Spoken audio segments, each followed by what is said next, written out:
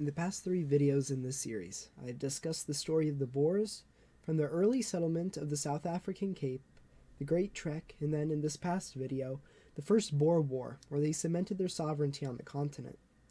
In this final installment in the history of the Boers, we will discuss the great climax in their struggle for recognition, the Second Boer War.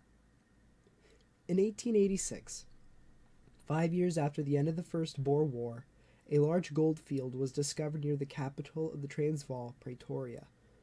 Following this discovery, thousands of people from around the world began to move to the Boer republics in order to seek their fortune mining gold. These foreigners would later become known to the Boers as Uitlanders, or, in English, Outlanders. This massive flood of foreigners to the republics caused a massive demographic change. The once small shanty town of Johannesburg, for example, nearly overnight became a sprawling metropolis where foreigners outnumbered actual Boers. Many of these people were from the British Empire, and as such, the British began to take interest in the region again. To put this into perspective, to combat this, Boer policymakers began to levy taxes and restrictions on the gold industry.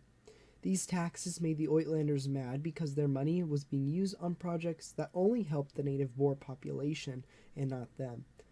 On top of this, President Paul Kruger gave a dynamite contract to a non-British company, which angered the British government and became a reason for their soon-to-be war. Another reason also being the fact that President Kruger wanted to build a railway going from the Transvaal through Portuguese East Africa to the ocean, subverting British control over the exportation of gold through their only ports. Tensions began to come to a head when in 1895, Cecil Rhodes, the Prime Minister of the Cape Colony, sent a column of 600 men to attack and cause an uprising in and among the Uitlander population in the Transvaal. This failed miserably after 65 of his men were killed. The outcome of the Jameson raids cannot be understated. Failure of the raid and the success of the Boers caused them all to rally behind President Kruger, and they also received some international praise, the latter of which came from the German Kaiser Wilhelm II, who congratulated the Boers for defeating the British. This caused a major stir in Britain, and anti-German sentiment grew, an ominous sign for things to come in the future. Following the Jameson raid, President Kruger went back to work. In 1897, he signed a military pact with the other Boer nation, the Orange Free State, and he also sent out to overhaul the Transvaal military. He used the immense wealth the gold mining had created to buy massive amounts of military equipment. In 1897, he bought 30,000 of the Model 1895 Mauser rifle, along with 50 million rounds of ammunition. In 1899, on the eve of the war, the Transvaal Army had a total of 73 heavy guns, including 4 155mm Creusot Fortress guns and 25 37mm Maxim Nordenfeldt guns. They even brought their own Maxim guns, which were bigger than the British and produced no smoke when shot. By the eve of the war, the Transvaal could call up an army of 25,000 fully trained and equipped men. The British at the time wanted to go to war because of the mistreatment of the British Uitlanders living in the Boer republics. In order to prevent war, on May 30th, 1899, a conference at Bloemfontein was called to negotiate, but it quickly broke down with, by the end of the day, both the British and the Boers issuing ultimatums to each other. The most important of which being the Boer one, which stated that the British had 2 days to remove troops from their right next to the borders, otherwise both the Transvaal and the Orange Free State would declare war. By the time London received this message, it was already too late, and war had begun. In the first days of the war, the Boers outnumbered the British nearly 3-1. On October 11th, 1899, the day the war was declared, the British had about 13,000 troops on the front lines in comparison to the 33,000 Boer troops. This number swelling to 40,000 by the end of the week because of more militia units coming together to fight. On October 12th, the Boers began to invade Natal and fought the British at the Battle of Crepin, which was swiftly won by the Boers. They continued to push towards Ladysmith, where they were tactically defeated at the Battle of Elandslaagte, but caused the British to retreat, leading to the siege of Ladysmith itself.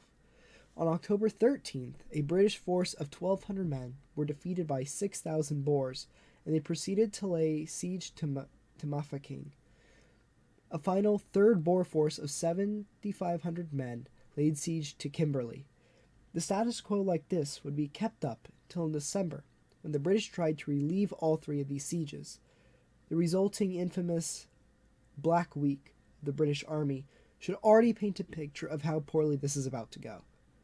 On December 10th, a force of British troops attacked Boer positions at the Battle of Stormberg to recapture a British railroad station.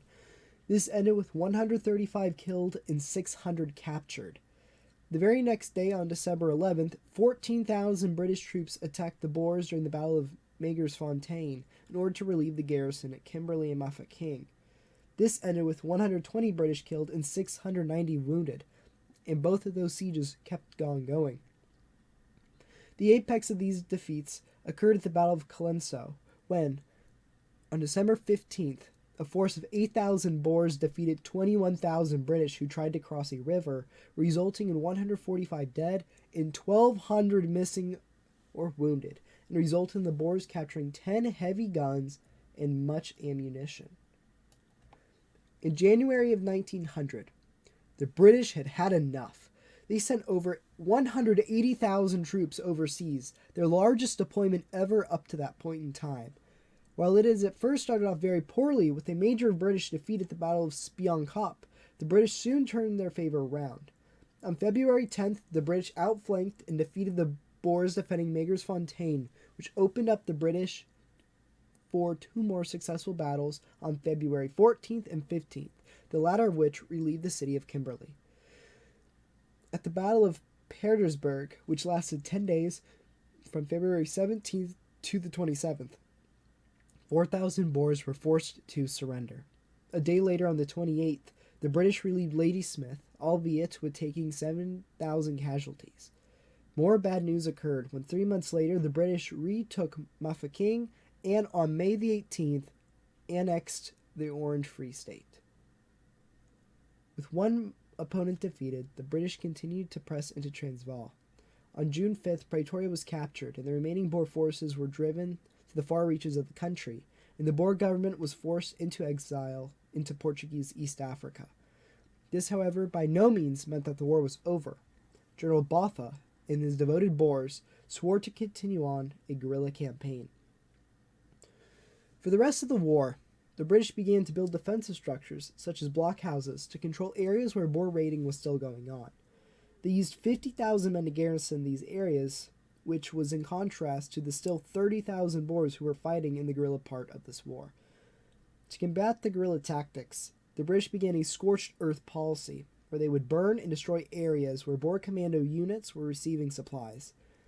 This also gave rise to the infamous concentration camps. While the term would become nearly synonymous with World War II, it was actually during the Spanish-Cuban War that they were first used. The British would round up civilians in areas where fighting had destroyed their homes and eventually use these camps to imprison any civilian or family who they thought contributed to the war effort against them.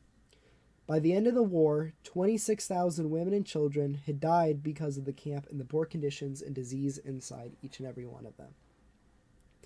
The end of the war finally came to an end with the signing of the Treaty of Vereng on May 31st, 1902, which saw the complete annexation of the Transvaal and the Orange Free State into the British Empire.